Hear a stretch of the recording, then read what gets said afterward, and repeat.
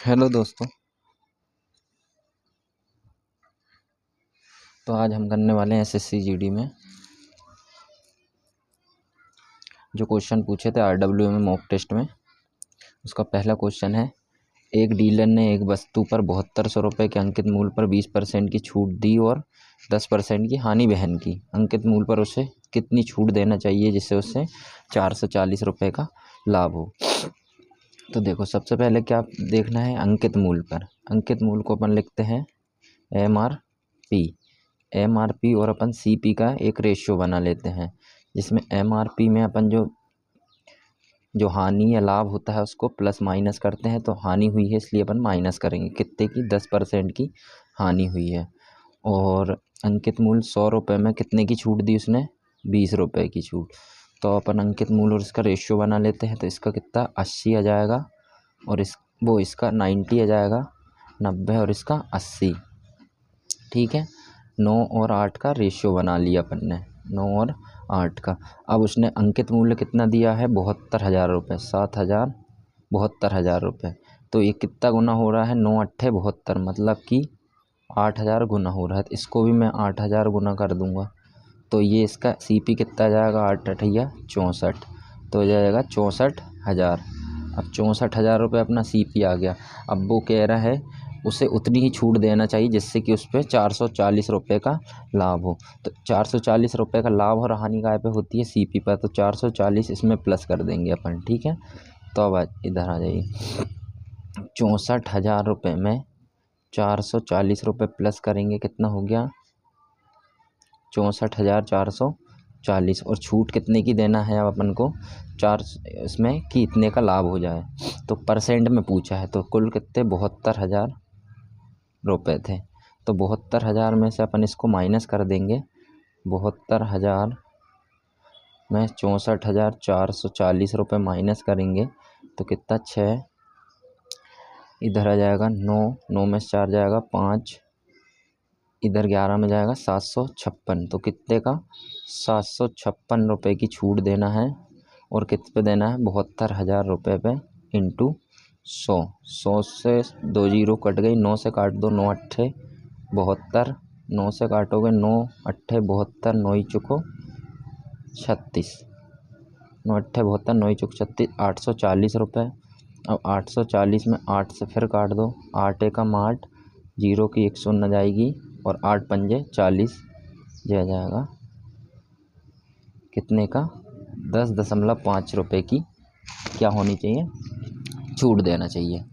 चलिए ठीक है, नेक्स्ट क्वेश्चन आ जाते हैं अपन। अब दूसरा क्वेश्चन है, 4 अभाज्य संख्याएं आरोही क्रम में व्यवस्थित है। प्रथम 3 संख्याओं को गुणनफल इतना है और 255 है, और अंतिम 3 संख्याओं को गुणनफल 1955 है, सबसे बड़ी अभाज्य संख्या। तो 4 अभाज्य संख्या मैंने मान ली A B C और D।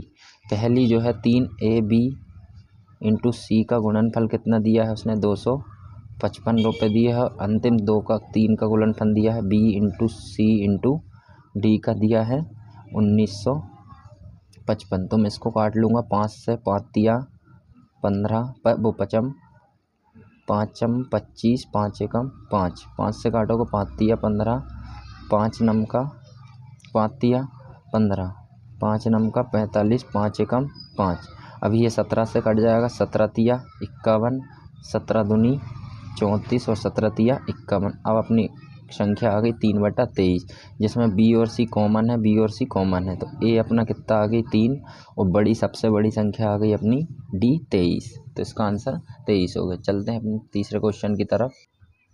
तीसरा क्वेश्चन है, 9600 का एक हिस्सा 8% ब्याज दर पर और बचा हुआ हिस्सा 10% पर निवेश किया जाता है। 4 वर्ष बाद 3500 साधारण ब्याज प्राप्त होता है। 10% पर निवेशित राशि पूछी है। तो कुल कितनी राशि है, 9600 को 8% पर दिया जाता है और 10% पर भी दिया जाता है। तो मैं इसको 4 से गुना करूँगा, 4 वर्ष और 4 वर्ष। ठीक है, इसका 9600 का मैं 40% निकाल लूँगा। तो 40 का गुना 96 में करूँगा 0। ठीक है, 9600 का 40% निकालना है। 8 10 चौको 40, 4 शून्यम शून्य, 4 छिंग 24, दो बचे 4 नम 36 और 2 3840 आ जाएगा। इधर इधर कितना आ जाएगा 9600 का कितना 4 अट्ठे 32, 32 से निकालूंगा तो 32 से निकालूंगा इसका तो इसका कितना जाएगा 3072। और कुल साधारण ब्याज कितना मिल रहा है 3500। 3500 में से अपन मिश्रण वाली मेथड लगाएंगे, ठीक है। 3500 में से 3840 जाएगा तो ये कितना जाएगा 340 और ये 38 इधर से इतना जाएगा तो कितना बचेगा 418 समथिंग बचेगा, नहीं 418 नहीं 428 रुपये बचेगा। अब अपन 340 और 428 का रेशियो बनाएंगे तो इसको भाग देंगे अपन, इनका छोटा भाग कर लो। 17 से कट जाएगा, 17 दूनी 34 0, 17 दूनी 34,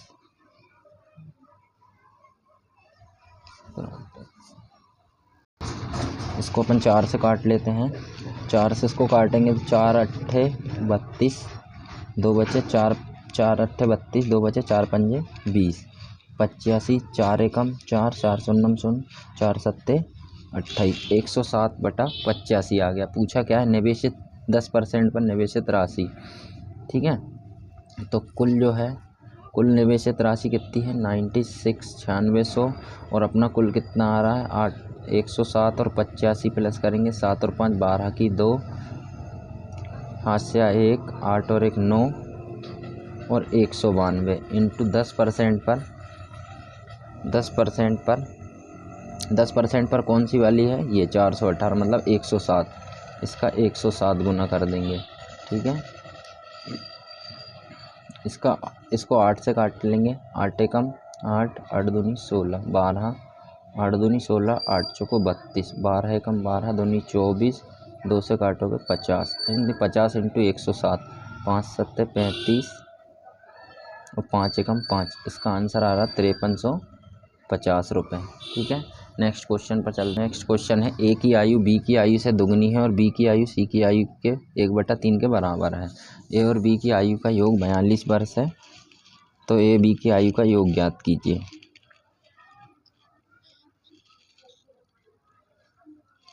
क्वेश्चन में कुछ गलती हो गई, दुगनी है बी की आयु सी की आयु के 1/3 बराबर, ए बी और तीनों की आयु का योग ए बी और सी की आयु का योग 42 वर्ष है, ठीक है। ए की आयु बी की आयु से क्या है दोगुनी है, ए की आयु बी की आयु से दुगनी कर दी। अब बोल रहा है बी की आयु सी की आयु की 1/3 के बराबर, मतलब ये 3 है ये 1 है, तो तीनों सबका रेशो मिल गया ए बी और सी। बी दोनों तरफ 1 है तो कॉमन नहीं करें, कॉमन ले लेंगे एक ही, 2 1 और 3, सबकी आयु कितनी 42 वर्ष है, जोड़ने पे कितना आ रहा 3 और 4 और 2 6, 6 सत्ते 42, 7 गुना आ रहा। बोला है ए बी की आयु का योग, तो ए और बी की आयु का योग कितना है 2 और 1 3, तो 7 3 21 इसका आंसर हो जाएगा, ठीक है। नेक्स्ट क्वेश्चन पर चलते हैं। नेक्स्ट क्वेश्चन है 9000 2 वर्षों के लिए 20% की वार्षिक दर से ऋण पर दिए जाते हैं, निम्नलिखित में कौन सा कथन सही।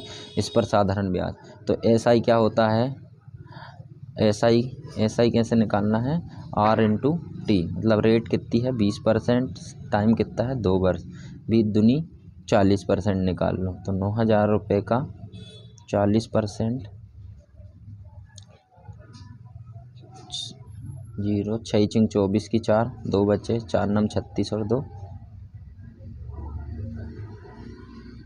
9000 रुपये है 9600 नहीं है, सॉरी 9000 रुपये का 40%, 9 चुको 36, तो कितना जाएगा 3600 रुपये इसका साधारण ब्याज आ जाएगा।